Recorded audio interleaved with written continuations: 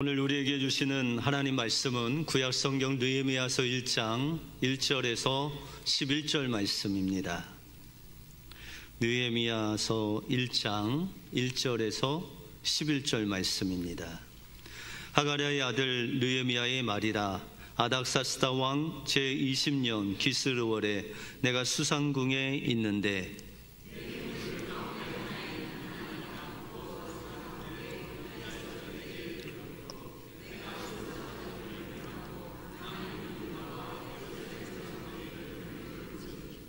그들이 내게 이르되 사로잡힘을 면하고 남아있는 자들이 그 지방 거기에서 큰 환난을 당하고 능욕을 받으며 예루살렘 성은 허물어지고 성문들은 불탔다 하는지라.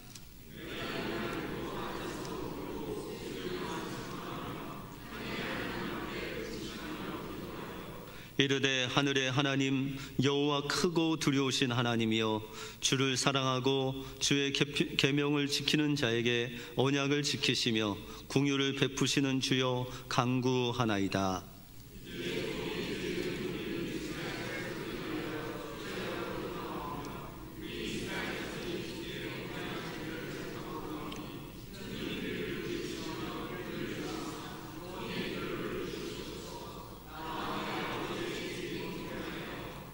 주를 향하여 크게 악을 행하여 주께서 주의 종 모세에게 명령하신 계명과 율례와 규례를 지키지 아니하였나이다.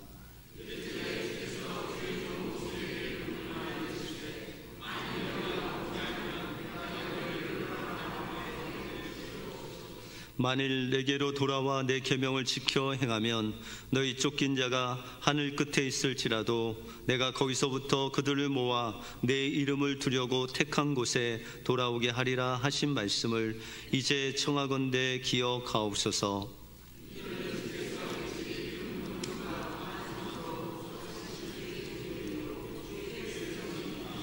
같이 읽겠습니다. 주여 구하오니 귀를 기울이사 종의 기도와 주의 이름을 경외하기를 기뻐하는 종들의 기도를 들으시고 오늘 종이 형통하여 이 사람 앞에서 은혜를 잊게 하옵소서 하였나니 그때에 내가 왕의 술관원이 되었느니라.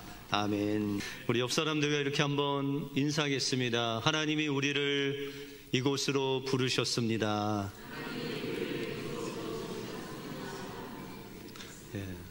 하나님께서 여러분들을 부르셨으니 또 오늘 부르신 자들에게 사명을 주시길 원합니다. 아멘 소리가 작아도 사명을 위해서 설교를 하겠습니다. 중국 내지 선교의 선구자인 허드슨 테일러 선교사님에게 한 청년이 찾아와서 질문을 했습니다. 선교사님, 저도 이제 세례를 받고 진정한 신자가 되고 싶습니다. 그런데 성경을 얼마나 읽어야, 또 신앙의 연륜이 얼마나 되어야 참된 신자가 될 수 있습니까? 그렇게 물었습니다. 그러자 테일러 선교사님은 잠시 미소를 지으며 청년에게 되물었습니다. 촛불은 언제부터 빛을 냅니까? 그렇게 물었습니다. 여러분들, 촛불이 언제 빛을 내죠?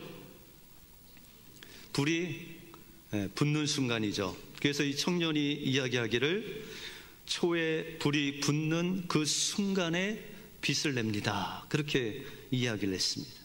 그랬더니 테일러 선교사님이 고개를 끄덕거리면서 설명을 합니다. 맞습니다. 우리의 신앙도 그렇습니다. 하나님이 당신을 부르신 그 순간부터 이미 당신의 삶은 빛을 발하기 시작했습니다. 성경 지식이나 연륜, 그것도 중요하지만 더 중요한 것은 주님의 부르심에 응답하는 순간 새로운 삶의 시작이 시작된다라는 것입니다. 믿음은 오랜 시간이 지나서야 완성되는 것이 아니라 하나님께서 우리를 부르시는 그 순간 우리가 어떻게 응답하느냐에 따라서 하나님의 소명과 사명을 받느냐 아니면 그곳에 머무느냐가 결정된다라는 것이죠. 그런데 때때로 하나님께서 우리에게 부르실 때 우리 마음속에 거룩한 부담감이 있을 때가 있습니다. 여러분들 하나님 부르실 때 여러분들 마음속에 부담감이 있으셨어요? 없으셨어요? 그 부담감이 있는 이유는 바로 하나님의 부르심은 내 뜻대로 행하는 것이 아니라 하나님의 섭리와 계획 아래 하나님의 뜻대로 우리를 부르셨기 때문에, 우리의 뜻을 이루는 그 사명이 아니라 하나님의 뜻을 이루는 사명이 있기 때문에 우리 마음속에 부담이 있을 수 있다라는 것이죠. 그런데 우리는 하나님의 이 부르심과 사명 앞에 때때로 그 하나님의 사명이 정말 내가 받았는지 안 받았는지 그렇게 잘 모를 때가 있다라는 것이죠. 그것은 우리가 이 사명에 대해서 잘못 생각하기 때문입니다. 사명은 하나님의 음성을 들어야 된다. 하나님의 사명은 꿈이나 기적을 통해 받아야 된다, 이런 생각이 있다라는 거죠. 그러나 하나님께서 우리에게 사명을 주실 때 어떤 꿈이나 음성이 안 들려도, 그러나 우리 마음속에 소원을 두고 행하시는 그 분이 여러분들 마음속에 나는 이렇게 살아야 되겠다라는 소원을 주셨다면 바로 그것이 하나님의 사명이고 여러분들을 부르신 목적이다라는 것을 기억하시고, 하나님께서는 여러분들 모두를 부르셨습니다. 그리고 그 부르심은 하나님이 이루십니다. 그 신실하신 그 주님의 부르심 앞에 응답하심으로 하나님의 귀한 사명자의 길을 걸어가시는 여러분들의 삶이 되시길 주님의 이름으로 축원드립니다. 오늘 본문을 통해 하나님의 부르심을 통해 우리에게 주시는 하나님의 사명이 무엇이고, 이 사명은 우리가 어떻게 분별하고 그 사명의 길을 갈 때 하나님께서 주시는 복이 무엇인지 오늘 본문을 통해서 살펴보겠습니다. 먼저 하나님의 부르심을 통한 사명은 거룩한 관심에서 시작됩니다. 우리가 관심이라고 했을 때 여러분들 요새 어떤 곳에 관심이 있으세요? 이 관심이라는 단어를 사전에서 찾아보면 어떤 일이나 대상에 마음을 두고 주의를 기울이는 것, 그것이 관심이라고 말하고 있습니다. 오늘 본문에 나오는 이 느헤미야도 이런 관심이 있는 곳이 있었어요. 그 곳에 마음을 두고 또한 주의를 기울이는 그곳이 있었습니다. 그것이 바로 두고 온 조국, 특별히 예루살렘을 그의 마음속에 두고 주의를 기울이고 있었다라는 것이죠. 우리가 다니엘서에 보시면은 다니엘이 매일 하나님 앞에 3번씩 장소를 정하고 기도를 합니다. 그런데 그가 기도할 때 창문을 열고 어디를 향해서 보았냐면 예루살렘을 향해서 보았습니다.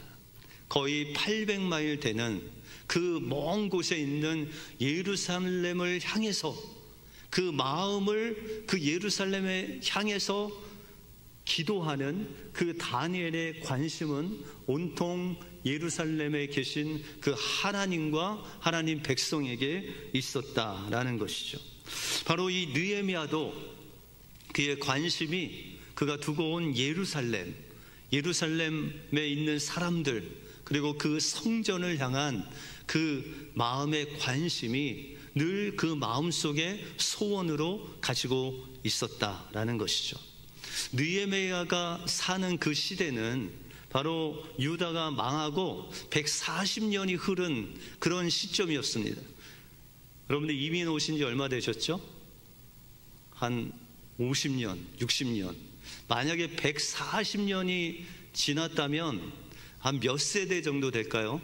한 3세대, 4세대 정도 되겠죠. 바로 이 느헤미야는 바벨론으로 끌려온 지 140년이 지난 3세대, 4세대 정도 되었다는 거죠. 그리고 느헤미야는 그 800마일이나 떨어진 예루살렘에 가본 적이 없어요. 그럼에도 불구하고 그의 할아버지, 그의 아버지를 통해서 들었던 그 하나님 말씀을 통해서 바로 하나님의 성전이 예루살렘에 있고 그 예루살렘을 통해서 하나님의 임재가 있다는 것을 듣고 그 마음속에 관심을 갖게 되었다라는 것이죠. 그런데 이 예루살렘의 소식을 들을 수 있는 기회가 생겼습니다. 2절에 보시면 2절을 같이 한번 읽겠습니다. 시작.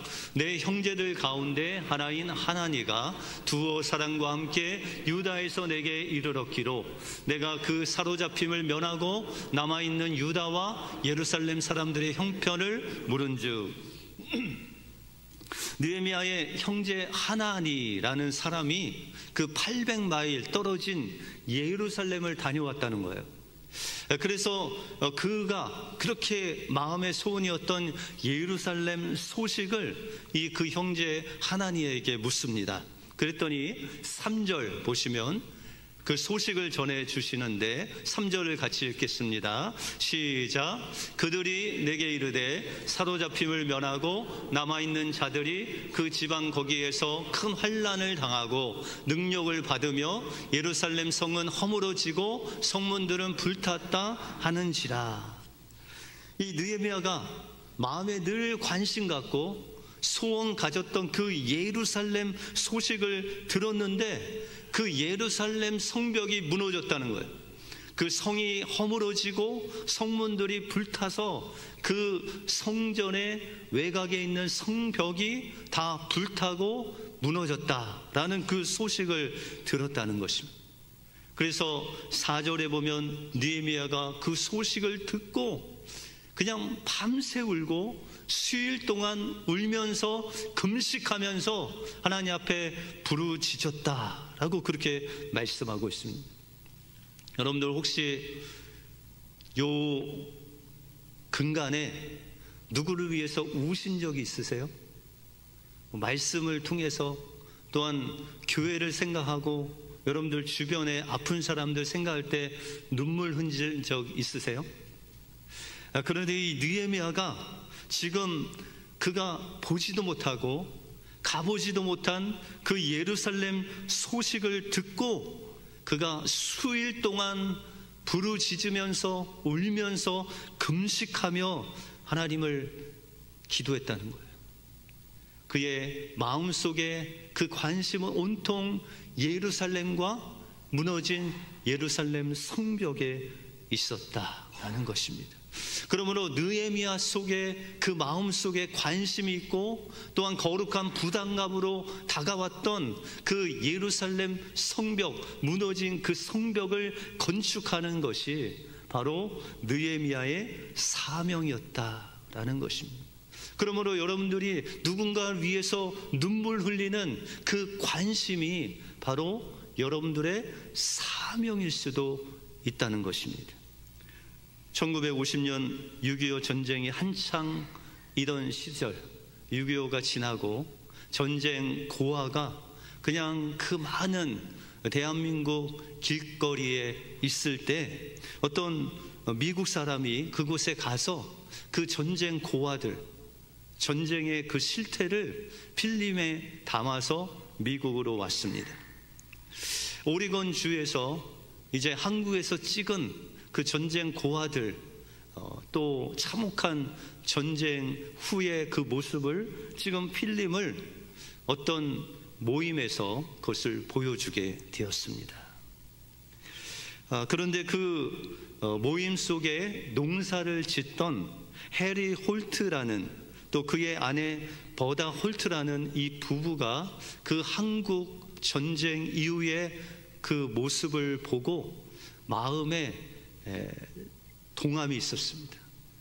그 고아들이 막 먹을 것을 달라고 하면서 양푼을 막 수저로 두들겨 가면서 동냥하는 그 모습을 보면서 그가 가지고 있는 지갑에 있는 모든 캐시를 기부금으로 드리고 왔습니다. 그날 밤 이 홀트 부부가 잠자리에 누웠는데 잠을 이루지 못했습니다.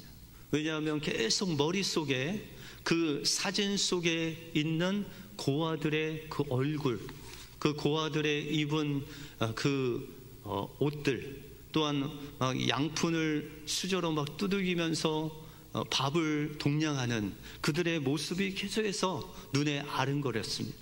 그리고 그 다음날 일터에 가서 일을 하고 와도, 그 다음날 또 일을 하고 와도 그 마음속에 그 아이들이 계속 아른거리는 것이었습니다. 그래서 그 홀트 부부는 안 되겠다, 우리가 한국에 가서 그들을 한번 보고 오자. 그래서 그 1950년대에 비행기를 타고 한국으로 옵니다. 그 홀트 부부가 그 참혹한 현실을 보는데 그 필름에서 보았던 그 현실보다 더 처참한 수많은 전쟁 고아들이 길바닥에 쓰러져 있고, 특히 혼혈 고아들은 어디에 발붙일 곳이 없이 버려진 그들을 보고 돌아오는 가운데 3명의 아이들을 입양해서 미국으로 데려옵니다. 그런데 그렇게 3명을 돌보는데도 불구하고 마음이 어디 있었냐면 한국에 마음이 계속 쏠리는 거예요. 그래서 다시 가서 20명이 넘는 아이를 데리고 와도 그 마음이 계속해서 한국을 향하고 있었습니다. 그래서 그는 고백하기를, 우리의 삶은 이미 한국에 있다. 우리의 전 재산을 팔아서라도 이 아이를 돌봐야 한다. 그들은 실제로 자신의 농장과 집을 다 팔아서 아동 복지회를 만들었는데, 그것이 바로 홀트 아동 복지회를 만들었습니다. 그리고 수많은 아이들을 양육하고 지금까지 전 세계 고아 입양 운동을 통해서 수많은 그 전쟁 고아들을 입양하여 그 일을 하고 있다는 거죠. 그래서 어느 날 어떤 기자가 홀트 부부에게 물었습니다. 당신은 언제 하나님의 음성을 들었습니까? 언제 하나님의 계시를 받았습니까? 그랬더니 홀트 부부는, 우리는 한 번도 하나님의 음성을 들은 적이 없습니다. 계시를 받은 적이 없습니다. 그러나 하나님께서 우리 마음속에 그들을 향한 거룩한 부담감을 주셨습니다. 관심을 주셨습니다. 잠이 오지 않는 그런 소원을 우리에게 주셨습니다. 그렇게 고백합니다. 사도 바울이 빌립보서 2장 13절에 이런 말씀을 했습니다. 같이 한번 읽겠습니다. 시작. 너희 안에서 행하시는 이는 하나님이시니 자기의 기쁘신 뜻을 위하여 너희에게 소원을 두고 행하게 하시나니. 이 홀트 부부는 그 말씀 그대로 살았다는 거예요. 하나님께서 주신 그 마음의 소원대로 그 한국 고아들을 향한 불타는 소원이 그 마음속에 주셨고, 그 소원을 따라 살게 하셨다는 거죠. 그들은 평범한 농부였지만 하나님의 마음을 따라 움직였을 때 전 세계의 고아 사역의 길을 하나님께서 열어주시고 위대한 사명자의 길을 가게 하셨다라는 것입니다. 하나님은 홀트 부부뿐만 아니라 여러분들에게도 거룩한 관심을 주신다는 것입니다. 어떤 분들은 아이들만 보면 무엇인가를 주기 위해서 사탕 한 개라도 나눠주시는 분이 있죠. 어떤 분은 어려운 분들, 또 병에 걸린 분들만 보면 무엇인가 나눠주고 싶은 그 마음이 막 불일 듯 일어나서 김치도 나눠주고 반찬도 나눠주고 국도 끓여주시고 이런 분이 있습니다. 어떤 분은 단기 선교에 단자만 나와도 막 마음에 불꽃이 일어나는 그런 분들도 있으시죠. 그 설레는 마음, 불일 듯 일어나는 그 마음이 바로 하나님이 주신 거룩한 관심이고 부담감이고 또한 주님이 주신 사명이다 라는 것입니다. 이 소원은 크든지 작든지 여러분들 누구에게나 모든 여러분들의 마음속에 하나님이 주시는 소원인 줄 믿습니다. 그 소원대로 하나님이 주신 그 소원대로 작은 것 하나 순종하심으로 하나님의 귀한 사명자로 쓰임받는 여러분들의 삶이 되시길 주님의 이름으로 축원드립니다. 다음으로 하나님의 부르심을 통한 사명은 우리에게 주신 축복, 그것이 사명입니다. 하나님은 우리 각자에게 남이 없는 축복을 주셨습니다. 오늘 본문에 보시면 느헤미야에게 하나님이 축복을 주셨는데 11절에 보시면 같이 한번 읽겠습니다. 시작. 주여 구하오니 귀를 기울이사 종의 기도와 주의 이름을 경외하기를 기뻐하는 종들의 기도를 들으시고 오늘 종이 형통하여 이 사람 앞에서 은혜를 입게 하옵소서 하였더니 그때 내가 왕의 술 관원이 되었더라. 하나님께서 이 느헤미야가 다른 사람보다 한 가지 더 주신 축복이 있었는데 그것이 바로 술관원이었다는 거예요. 우리가 술관원하면 왕에게 술을 따라주는 사람 정도 생각하지만, 그러나 그 당시의 이 술관원은 왕의 모든 그 보안을 지키는, 뭐 요즘 세대로 이야기하자면 대통령 비서실장과 같은 엄청난 권세를 가진 그런 직무를 담당하는 사람이었다는 거죠. 그런데 그 당시에 이 느헤미야 당시의 왕의 이름이 아닥사스다 왕이었어요. 근데 이 아닥사스다 왕의 아버지가 있었는데 그 아버지가 바로 에스더서에 나오는 아하수에로 왕입니다. 근데 그 아버지인 아하수에로 왕이 어떻게 죽었느냐? 바로 그를 반역한 암살범들이 그 음식에 독을 넣어서 독살해서 죽였습니다. 그러니 이 아닥사스다 왕이 그 옆에 모든 음식을 주관하고 자기를 지키는 이 술관원이야말로 그가 가장 신뢰하고 가장 믿을만한 그런 사람을 세우지 않았겠습니까? 그런데 그 사람이 누구라고요? 느헤미야. 하나님의 은혜로 이 아닥사스다 왕의 가장 신임을 받은 사람이 느헤미야였다라는 것이죠. 이런 귀한 자리, 느헤미야가 이런 귀한 자리에 있었던 것은 그 혼자 누리는 그런 축복의 자리가 아니라 그 축복의 자리가 바로 하나님이 주신 사명이었다라고 말씀드릴 수 있다는 것입니다. 우리가 이 아닥사스다 왕 아버지가 있었던 아수레오 왕의 시대 때 있었던 성경이 하나 있습니다. 그것이 바로 에스더서죠. 그 에스더서에 보시면은 에스더가 나오고 그를 괴롭히는 하만이라는 사람이 나옵니다. 그리고 삼촌 모르드게가 있죠. 근데 이 에스더는 일찍이 부모를 잃었어요. 그리고 그 삼촌이 에스더를 잘 키워서 왕후까지 되게 됩니다. 그런데 이 하만이라는 사람이 이스라엘 민족을 다 말살시키려는 계획을 갖습니다. 그것을 그 삼촌 모르드게가 알게 되죠. 그래서 에스더에게 간곡히 부탁하기를, 야 에스더야, 너 저 아수레오 왕에게 가서 이 사실, 저 하만이 괴계를 통해서 우리 민족을 무너뜨리려고 하는 이 엄청난 계획을 왕에게 알려서 우리 민족을 좀 구원해다오 라고 그렇게 이야기를 합니다. 그런데 에스더가 머뭇거립니다. 왜냐하면 자기가 왕후래도 그 왕이 부르지 않으면 갈 수가 없다는 거예요. 그런데 자기를 부르지 않은 지 벌써 30일이 되었다는 거예요. 그런데 이 왕이 부르지 않았는데도 불구하고 갔는데 왕이 그 호를 들지 않으면 자기는 그 자리에서 죽는다는 거예요. 그때 모르드게가 유명한 말을 합니다. 에스더서 4장 14절을 한번 같이 읽겠습니다. 시작. 이때에 내가 만일 잠잠하여 말이 없으면 유다인은 다른 데로 말미암아 노임과 구원을 얻으려니와 너와 내 아버지 집은 멸망하리라. 내가 왕후의 자리를 얻게 된 것이 이때를 위함이 아닌지 누가 알겠느냐 하니. 바로 에스더가 남들보다 하나 더 가진 것이 있었어요. 그것이 바로 왕후라는 자리였습니다.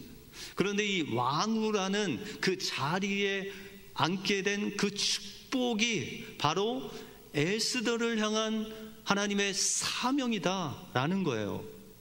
그래서 그 하나님께서 주신 축복이 사명이 되는 거죠. 여러분들, 하나님께서 여러분들에게 주신 다른 사람들보다 나는 이거 하나는 잘할 수 있다, 그런 축복받은 거 있으세요? 아, 목사님, 저는요 뭐니 해도 다른 사람들보다 노는 거를 잘합니다, 그런 분 계세요? 제가 한 10여 년 전에 온두라스라는 곳에 단기 선교를 갔어요. 그리고 하루 일정을 고아원에 방문하는 거였어요. 그래서 아침 일찍 짐을 꾸려서 이제 사역할 것을 가지고 그곳에 갔는데, 그 원장님이 그런 이야기를 하는 거예요. 우리 고아원의 아이들은 부모님이 없습니다. 그래서 사람들을 그리워하고 이들에게 가장 필요한 것은 이들과 놀아주는 겁니다, 그런 거예요.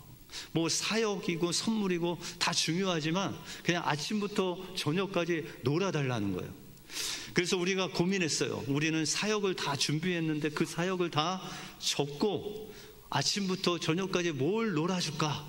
그래서 뭐 그네를 태우고 줄넘기를 하고 그 연결해서 줄넘기 넘기도 하고 딱지도 만들고 막 술래잡기도 하고, 그래서 하루 종일 놀고 이제 밤이 돼서 돌아오려고 하는데 그 아이들이 우는 거예요.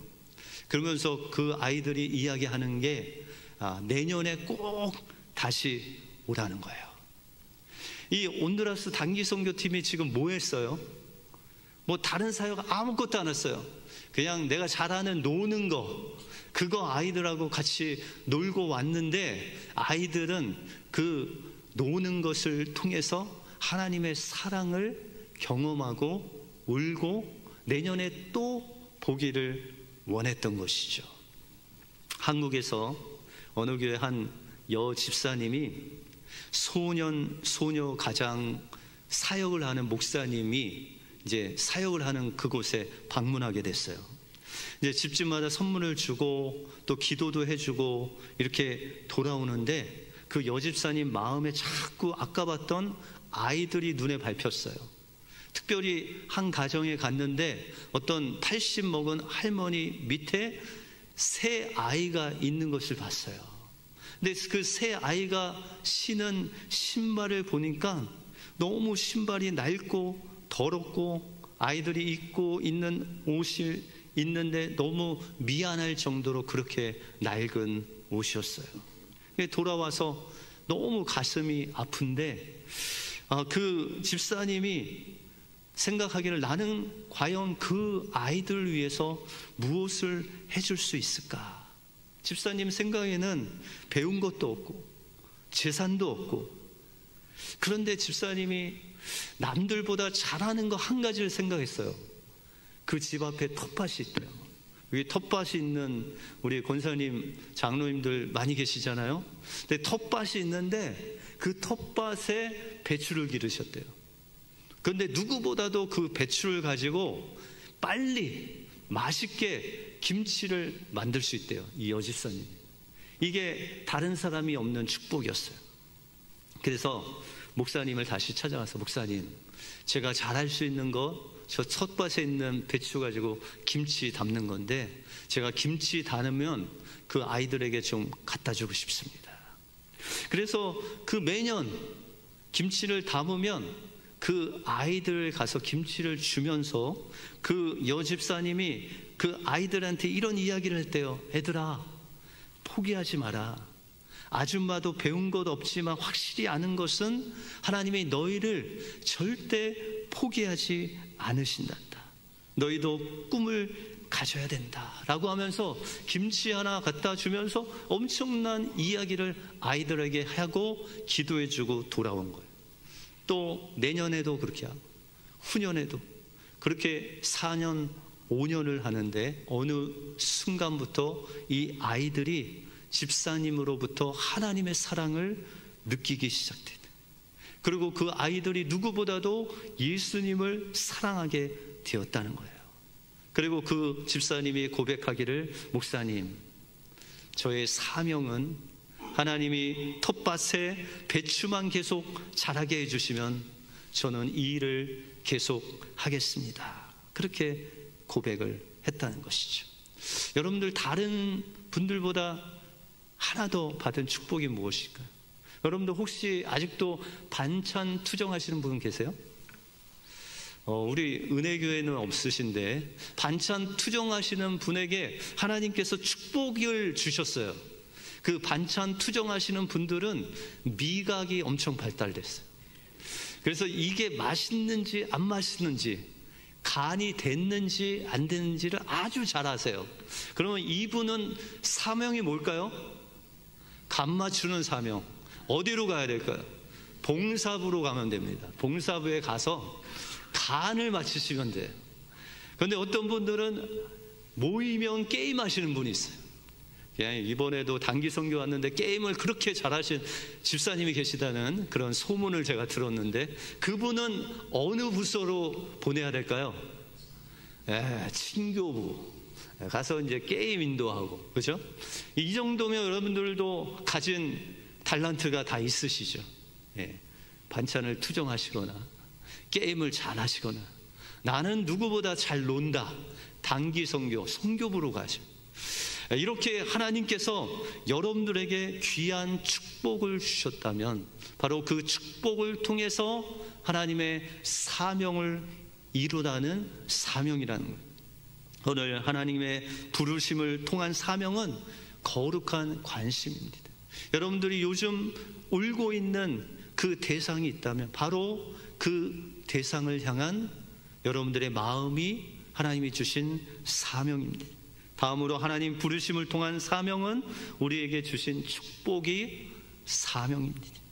그 사명이 반찬 투정이라든지, 그것이 잘 논다는 것, 아니면 그것이 조그만 게임을 잘 인도하는 것이라도 여러분들이 다른 사람이 없는 축복이 있다면 그것이 바로 하나님의 사명임을 믿으시기 바랍니다.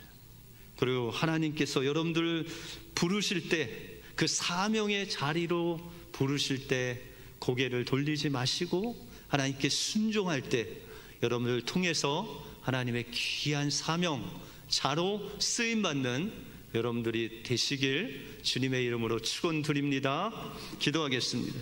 하나님, 감사합니다. 오늘 말씀을 통해서 하나님이 부르시는 목적이 바로 사명을 이루는 것임을 보게 해주심을 감사합니다. 우리의 마음에 소원이 작든지 크든지 하나님께서 우리에게 주신 그 축복이 작든지 크든지 그것이 바로 하나님이 우리 마음속에 소원을 두고 주신 사명임을 다시 한번 기억하게 하시고, 하나님이 우리를 사명의 자리로 부르셨사오니 그 사명을 감당하는 우리 은혜교회 모든 성도들 되게 하여 주시옵소서. 모든 것 주님께 감사드리오며 예수 그리스도 이름으로 기도하옵나이다. 아멘.